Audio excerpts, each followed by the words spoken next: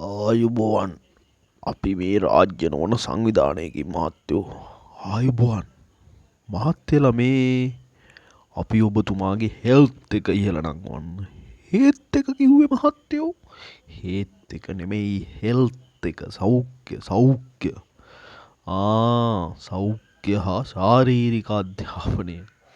ඕක අපේ ළමයින්ට පොතක්ම දීලා තියෙනවා මන් දැක්කා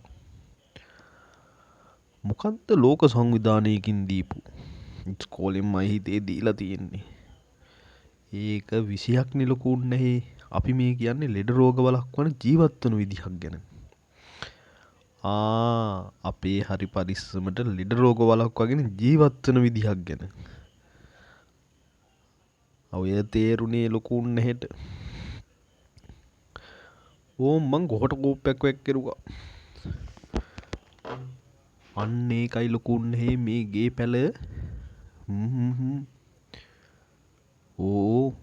මගේ තමයි මහත්තයෝ